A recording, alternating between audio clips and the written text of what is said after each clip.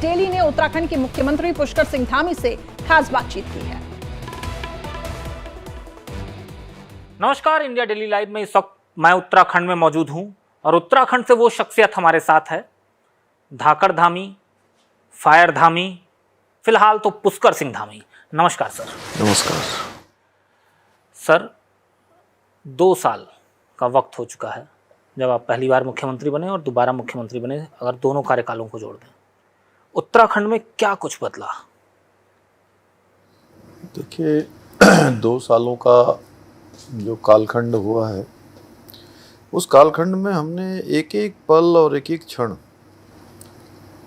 उत्तराखंड को आगे बढ़ाने के लिए, उत्कृष्ट उत्तराखंड बनाने के लिए, उत्तराखंड हिंदुस्तान का श्रेष्ठ राज्य बने, उसके लिए लगाया है। और आदरणीय प्रधानमंत्री मोदी जी के मार्गदर्शन में, उनके निर्देशन में हम लगातार जो केंद्र की विकास की योजनाएं हैं उनको ठीक प्रकार से मॉनिटरिंग करते हुए धरातल पर उतारने का प्रयास कर रहे हैं।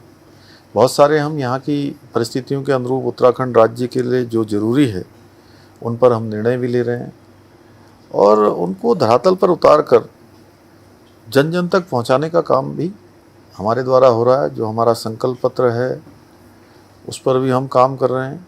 जब आप चुनाव लड़ रहे थे उस दिन मैं खटीमा में था, आपका इंटरव्यू कर रहा था।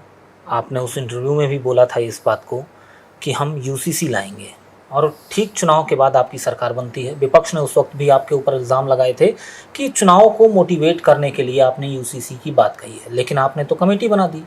कमेटी ने पूरी रिपोर्ट तैयार की है, जल्दी ही वो सबके सामने भी आएगी। हो सकता है ये इस प्रदेश में यूसीसी लागू भी हो। लेकिन सर, क्या लगता है कि ये चुनावी एजेंडा है, इसीलिए 2024 के पहले यूसीसी को लाने की बात हो रही है? देखिए, ये कोई चुनाव का एजेंडा नहीं है। ये देश के अंदर सबके लिए समान व्यवस्था लाने का काम है और देश के अंदर लंबे समय से इसकी मांग रही है। मैं उत्तराखंड की देवतुल्य जनता का धन्यवाद करना चाहता हूँ, उनका आभार व्यक्त करना चाहता हूँ कि उन्होंने उत्तराखंड राज्य की स्थापना के बाद पहली बार उत्तराखंड के अंदर एक परिपाटी को तोड़ा है, एक जो मिथक था उसको बदला है और किसी भी राजनीतिक दल को लगातार दूसरी बार सरकार में आने का अवसर दिया, सेवा करने का अवसर दिया। और यूसीसी भी, चूंकि हमने उनके सामने ये प्रस्ताव रखा था उत्तराखंड की देवतुल्य जनता के सामने कि नई सरकार के गठन होते ही हम यूसीसी के लिए कमेटी बनाएंगे, और उत्तराखंड की देवतुल्य जनता ने उस पर मोहर लगाई और उसके बाद हमने कमेटी का गठन किया। कमेटी ने 2,35,000 लोगों से मुलाकात की है, बात की है, अनेक संगठनों से बात की है, धार्मिक संगठनों के लोगों से बात की है, हमारे यहाँ जो जनजातीय समाज के लोग हैं उनसे भी बात की है और मुस्लिम बहनों से भी बात की है। सभी से बात हुई है और बात होने के बाद लॉ कमीशन ने भी अपने सुझाव दिए हैं। ड्राफ्ट बन रहा है और हम ड्राफ्ट लागू करेंगे और लागू ही नहीं करेंगे, हमारी अपेक्षा है हिंदुस्तान के सभी राज्य इसको लागू करें। सर, दूसरा एक हॉट टॉपिक है, ख़ास तौर पर अगर मैं बात करूं उत्तराखंड 13 जिलों का ये प्रदेश है और 10 जून के जो मेरे पास आंकड़े हैं 43 मामले लव जिहाद के दर्ज हुए थे, जो सबसे अधिक मामले दर्ज हुए और ऐसा पहली बार देश में किसी प्रदेश में हुआ। तो सर, आप क्या मानते हैं, लव जिहाद? ये लंबे समय से ये सब चल रहा था और ये बड़ा, मैं कहूँ, अपराध भी है और हमारी बहन बेटियों के साथ बहुत बड़ा धोखा हो रहा था, बहुत बड़ा खिलवाड़ हो रहा था। हमने कहा है कि उत्तराखंड में जो भी इस प्रकार की चीज़ें आएंगी, इस प्रकार के आपराधिक मामले आएंगे, इस प्रकार की धोखाधड़ी के मामले आएंगे, उसको हम सख्ती से उस पर काम करेंगे। हम अपनी बहन बेटियों के साथ इस प्रकार का खिलवाड़ करने की किसी को इजाज़त नहीं देंगे। लेकिन साथ ही साथ हमने सबसे ये भी कहा है, कानून व्यवस्था की स्थिति को भी खराब नहीं होने देंगे। सर, लैंड जिहाद, कब्रिस्तान तमाम ऐसे बन गए थे, पहाड़ पर मैं जाता था, देखता था, जहाँ का कोई सरोकार नहीं था, उन्हें हटाया गया है। जो अतिक्रमण है उस अतिक्रमण को हम हटाएंगे और हर कीमत पर हटाएंगे। उस पर हमने कहा है कि जिसने भी अतिक्रमण किया है वो स्वतः ही हटा ले, अन्यथा प्रशासन उसको हटाएगा। सर अतिक्रमण हटा रहे हैं आप, लैंड जिहाद एक तरह से कहा जाए उसको रोक रहे हैं, लव जिहाद को रोक रहे हैं। तमाम देशों में धार्मिक यात्रा इस देश में चलती है और अभी कुछ खबरें भी आती हैं कि धार्मिक यात्राओं के दौरान कुछ हिंसक वारदातें हो जाती हैं। तो ऐसे लोगों के लिए किस तरह का कानून आप देखते हैं, कैसा कानून होना नहीं, चाहिए? देखिए, जो भी इस प्रकार की घटनाओं को करने का साहस करेगा उसके खिलाफ कठोर कार्रवाई होगी। लेकिन मैं आपको बताना चाहता हूँ, हमारी 4 धाम यात्रा अभी चल रही है, 36 लाख का आंकड़ा क्रॉस हो गया है और शांतिपूर्ण चली है। यात्रा इतनी बड़ी है और बड़ी कठिन भौगोलिक परिस्थिति में यात्रा होती है, लेकिन भगवान की कृपा से अच्छी यात्रा चल रही है। अभी कांवड़ यात्रा संपन्न हुई, इसमें 4 करोड़ से भी अधिक शिव भक्त कांवड़ियों ने भाग लिया है। एक भी घटना उत्तराखंड की धरती पर नहीं हुई है। सर अगर मैं विकास के मुद्दे पर अब आऊँ, इन मुद्दों से, चूँकि ये मुद्दे ऐसे हैं जो ज्वलंत हैं, तो विकास के मुद्दे पर उत्तराखंड में सबसे पहले जब आता था जिक्र तो आता था पलायन का। आपकी सरकार आई और 40% से अधिक पलायन रुका है, तो इसको कैसे रोका सर, सक्सेस कैसे किया? जब हमारे एक कोरोना महामारी के बाद और आदरणीय प्रधानमंत्री जी ने जो बहुत सारी स्कीमें यहाँ चलाई हैं, उन स्कीमों का भी यहाँ पर सीधे सीधे असर हो रहा है और राज्य की सरकार उस दिशा में काम कर रही है। पलायन घटा ही नहीं है, बल्कि रिवर्स पलायन भी शुरू हुआ है। लोग जो देश दुनिया के अंदर अपना नाम कर रहे हैं, अपनी विशेषताएं जिन्होंने प्राप्त की हैं, वो सारे के सारे लोग उत्तराखंड वापस आ रहे हैं।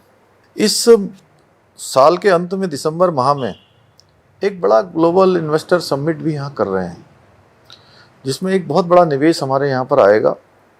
उसके लिए हमने 7,000 एकड़ लैंड बैंक अभी तक खोज लिया है, हमारे पास तैयार है 7,000 एकड़ का लैंड बैंक। सर ये तो बात राजनीति की हो गई, विकास की हो गई, तमाम बातें हो गई, लेकिन कुछ व्यक्तिगत बातें।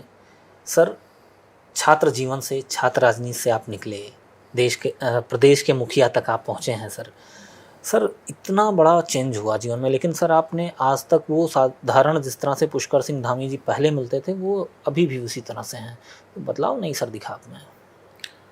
देखिए, मैं ऐसा मानता हूँ, चूँकि मैं बचपन से एक सामान्य परिवार का जो जीवन होता है वो जीवन हमने जिया है, हमने देखा है, उन सब परेशानियों को भी नज़दीक से सामना किया है, उन परेशानियों के साथ जीवन आगे बढ़ा है। सर अगला सवाल मेरा ये है कि पहले मुख्यमंत्रियों के यहाँ लगता था 9 बजे आते थे, 5 बजे चले जाते थे।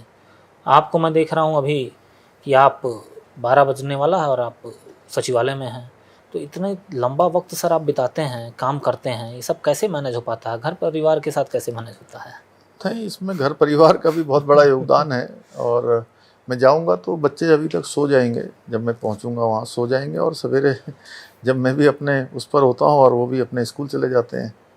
लेकिन उनको भी ये है कि अब हम लोग जो काम कर रहे हैं वो काम हमारी प्राथमिकता में है, और बहुत सारे काम होते हैं, चूँकि दिन भर हमारा ये कार्यक्रम क्षेत्रों में लगे होते हैं, कहीं दौरा होता है, कहीं कुछ होता है, तो उसके बाद जो सरकारी काम है, लोगों से मिलना है, आप जैसे लोगों के साथ कभी संवाद करना है, तो उसके लिए यही समय मिल पाता है। इसलिए समय तो उतना ही है, 24 घंटे का समय है सबके पास, उसी 24 घंटे में से उसी का प्रबंधन करना है, वही प्रबंधन मैं कर रहा हूँ। सर ये काम की जो प्रेरणा है इसको कहाँ से आप देखते हैं, किसे स्रोत मानते हैं? क्योंकि आपने तो एक परिपाटी को तोड़ दिया ना, मुख्यमंत्री जो आते थे 5 बजे निकल जाते थे। देखिए, आज हमारे सबसे बड़े प्रेरणा स्रोत अगर कोई हैं तो हमारे प्रधानमंत्री जी हैं, आदरणीय नरेंद्र मोदी जी हैं, जो अनवरत रूप से लगातार मैं उनको देखता हूँ। अभी पिछले दिनों नीति आयोग की बैठक में जब मैं गया था, और प्रातःकाल 9 बजे बैठक शुरू हुई और शाम को 5-6 बजे तक बैठक चली। उसके बाद मैं देख रहा था प्रधानमंत्री जी का शेड्यूल की रात्रि 11 बजे तक काम कर रहे हैं। फिर अगले दिन नई संसद भवन का जिस दिन लोकार्पण होना था, प्रातःकाल 7 बजे से लेकर फिर रात्रि को 11-12 बजे तक काम कर रहे थे। तो जब हमारे प्रधानमंत्री जी इतना काम करते हैं तो हमको लगता है कि हम लोगों को भी इस कल्चर को आगे बढ़ाना चाहिए, इस संस्कृति को आगे बढ़ाना चाहिए, जो आज़ाद भारत के इतिहास में पहली बार इस प्रकार का हमको नेतृत्व मिला है, जिसके कारण से आज पूरी दुनिया के अंदर भारत का मान सम्मान, स्वाभिमान, गौरव और पहचान वैश्विक स्तर पर बढ़ रही है। तो ये अब आगे चलकर ये कार्य संस्कृति बनेगी, इसको हम लोग भी अपना रहे हैं, और मैं समझता हूँ सभी लोग, और आज भाजपा शासित प्रदेशों के लोग तो इस पूरे कल्चर को अपना ही चुके हैं, अन्य लोग भी इससे जरूर प्रेरणा लेंगे। तो सर चलते चलते बस अब आपसे एक अंतिम इच्छा है कि यूसीसी कब तक? बस इंतजार करिए, बहुत जल्दी, बहुत देर भी नहीं होगी। धन्यवाद सर। तो हमारे साथ बातचीत कर रहे थे उत्तराखंड के मुख्यमंत्री पुष्कर सिंह धामी।